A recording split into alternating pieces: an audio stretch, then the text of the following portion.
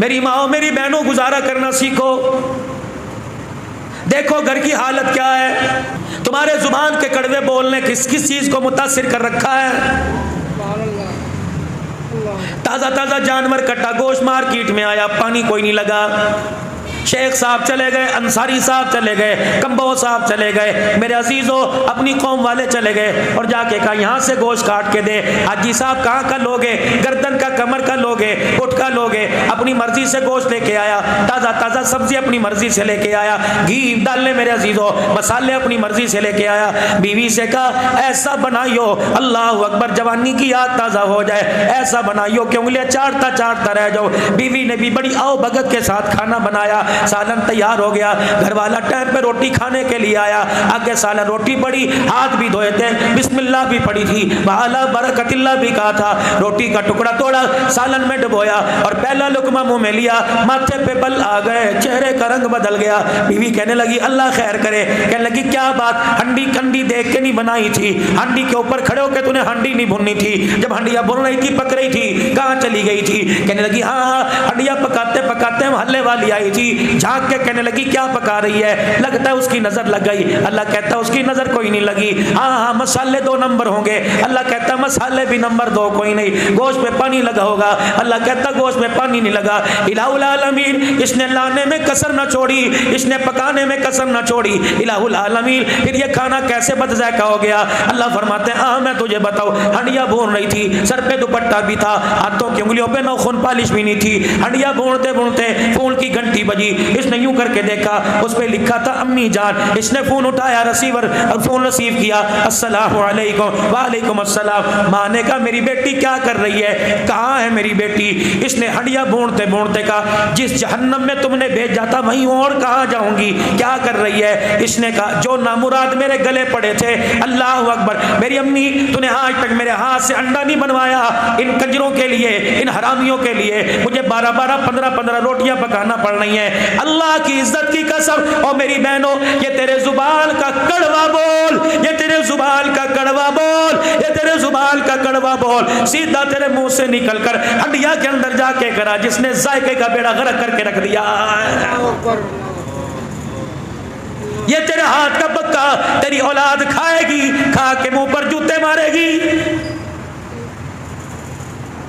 शौर खाएगा, यकीन जान पकाने वाली और खाने वाला दोनों पका खा के अस्पतालों में जाएंगे।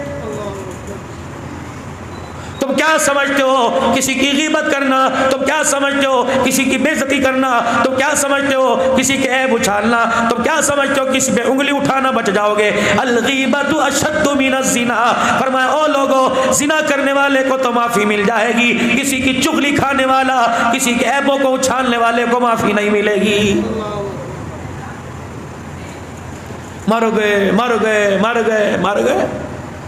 इससे पूछ के देख लो क्या हाल है, अब गुजारा हो रहा है, कोई शुक्र करता ही नहीं, कोई कहता नहीं अल्लाह का शुक्र।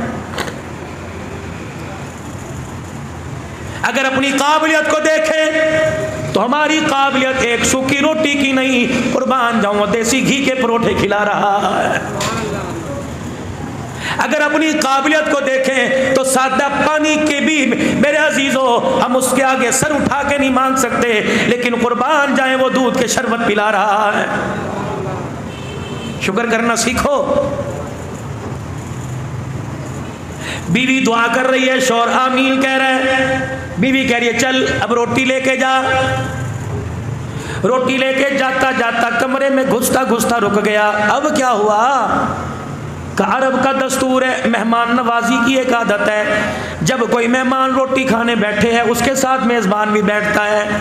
रोटी एक, वो भी इतनी सी चपाती, उसका पेट नहीं भरेगा। अगर 2-4 टुकड़े मैंने मुंह में ले लिए तो मेरा पेट भी नहीं भरेगा, उसका नहीं भरेगा। बीवी समझदार थी, कहने लगी अच्छा फिर यूं करियो क्या। कहा जब मेहमान के आओ पढ़ो जी अल्लाह का नाम, अपने रब का नाम ले, और वो अल्लाह अकबर अपने मबूदों का नाम लेके रोटी खाने लगे, तो मुझे कहना घर वाली अंधेरा अंधेरा सा लग रहा है, कमरे में धुंधलापन लग रहा है, ऐसा कर जरा चिराग की बत्ती को ऊपर कर दे। मैं आऊंगी, चिराग की बत्ती ऊपर करने के बजाय चिराग की बत्ती को उंगलियों में लेके मसल दूंगी, अंधेरा हो जाएगा। तो रोटी तक हाथ बढ़ा के खाली मुंह तक लाता रहियो। मेहमान रोटी रोटी खाता रहेगा, उसका पेट भी भर जाएगा, तेरी मेहमान नवाजी का भरम भी बच जाएगा। अल्लाह अकबर। जब दस्तरखान लगा, घरवाली जरा चराग जरा ऊंचा कर दे, रोशनी जरा तेज कर दे। घरवाली ने चराग ऊंचा करने के बजाय चराग बुझा दिया। मेजबान दस्तरखान तक हाथ लाता रहा, खाली हाथ अपने मुंह तक लाता रहा, चब चब करता रहा। मेहमान समझा खाना खा रहा है, जब खा लिया अल्लाह अकबर, और चाहिए का ना, इसमें बरकत ही ऐसी थी, एक रोटी खाई ना गई। अल्लाह अकबर। तूने अंधेरा करके अपने दस्तरखान को, अपनी मेजबानी को मेहमान से तो छुपा लिया, खुदा से कैसे छुपा सकता है। सुबह हुई, मेहमान का हाथ पकड़ा, कहा जी उठिए, हमारी नमाज का वक्त हो गया। अब जिसने खिला के सुलाया था उठ के उसके आगे सजदा करने का वक्त आ गया। मस्जिद नबवी में लेके जाने लगा। हुजूर मुसल्ले पे खड़े होकर दरवाजे को यूं यूं देख रहे हैं। जब वही साहबी मस्जिद नबवी के दरवाजे पर आया, हुजूर ने अल्लाह का कुरान पढ़ना शुरू कर दिया। वयुसिरूना अला अनफुसिहिम वलौ काना बिहिम खसासा। अल्लाह अकबर। एक रोटी देने वाले मेजबान को करीब बुलाया, फरमाया वाह वाह वाह वाह वाह वाह, कैसी मेहमान नवाजी की। तेरे दस्तरखान को देखकर जिब्राइल कुरान खुदा का आसमान से लेके आ गया। मर गए मर गए मर गए, जिंदा कब थे? अगर जिंदा होते तो खत्म नबूवत पे कोई उंगली ना उठाता। मर गए जिंदा कब थे? नबी की आयशा पर कोई उंगली ना उठाता। मर गए जिंदा कब थे? अगर जिंदा होते तो अबू बकर को कोई बुरा ना कहता, अमीर मुआविया की शान में गुस्ताखी ना करता, हजरत रुकैया उम्मे कुलसूम को गालियां ना देता, नबी के उमर कोई गालियां ना देता। और कब तक मरे रहेंगे? इस मरेपन में कब्रों में चले जाएंगे। और लोगों, रिज़्क़ का वारिस अल्लाह, इज्जत का मालिक अल्लाह, शोहरत का मालिक अल्लाह, हयात का मालिक अल्लाह, मौत का मालिक अल्लाह। डट जाओ, कुफर के मुकाबले में डट जाओ। रब्बे काबा की कसम है, बदर का मैदान था, 313 मैदान के अंदर उतरे, पैर में जुत्ती कोई नहीं, सर पे टोपी कोई नहीं, काल पगड़ी कोई नहीं, पेट में रोटी कोई नहीं, तन पे कपड़ा कोई नहीं, लेकिन मेरे अजीजों ईमान का जज्बा लेके उतरे थे। इनके ईमान की ताकत को देखकर जिब्राइल भी अपना लश्कर लेके इनके साथ आके खड़ा हो गया था। शुक्र कीजिए अल्लाह का अदा, हर हाल में अल्लाह का शुक्र। 3 बातों का ख्याल रख लो, हमेशा हमेशा कामयाब रहोगे। पहली बात ये, कभी भी अपने दस्तरखान पर मेरे अजीजों, अल्लाह अकबर, कभी भी मेरे अजीजों अपने दस्तरखान पर हराम का लुकमा लेके ना आना।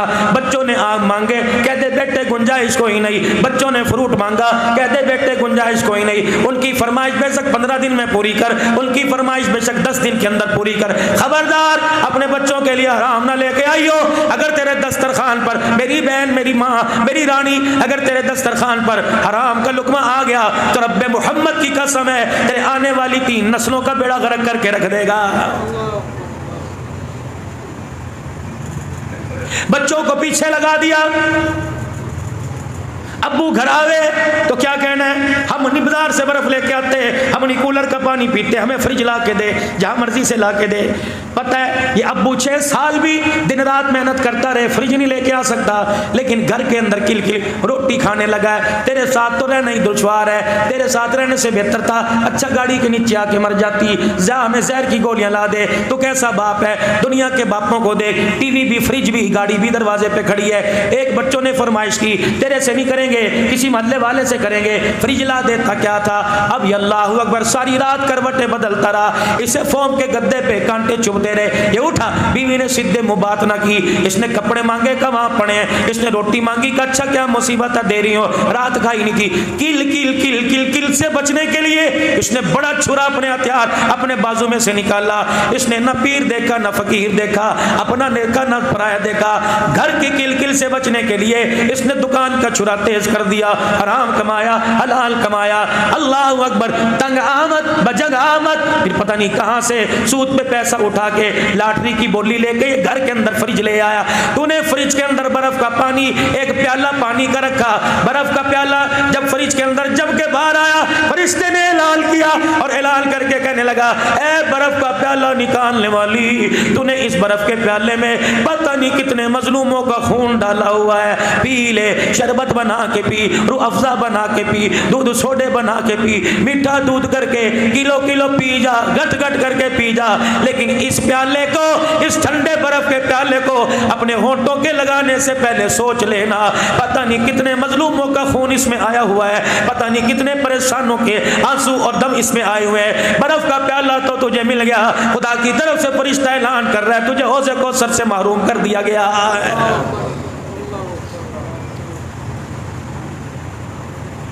हमें नहीं पता घर के कालीन और पर्दे इससे पहले लगेंगे, जहां मर्जी से लगा, उधार मांग रहा है, टोपी रख रहा है, रातों को छुप छुप के दोस्त को फोन कर रहा है, यार 50,000 दे दे, तेरी भाभी बड़ा परेशान कर रही है। और मेरे यारो, जिसने घर में पर्दे लगाए, जिसने घर में कलीन लगाए, उसे भी तो रात को उठ के देख, करवट बदल बदल के रात गुजार रहा है या खराटे मार के सो रहा है। अगर करवट बदल बदल के रात गुजार रहा है, उठ के उसके पैरों में बैठ जा और उससे पूछ क्या हमारी वजह से तेरी नींद खराब तो नहीं हुई, हमारी वजह से तेरी नींद खराब तो नहीं हुई। अगर तेरी बेचैनी का जरिया हम बने, हम तेरे से माफी मांगते हैं। हम घर के पर्दे कलीन नहीं चाहते, हम हाथ पकड़ के जन्नत के अंदर तेरा साथ चाहते हैं।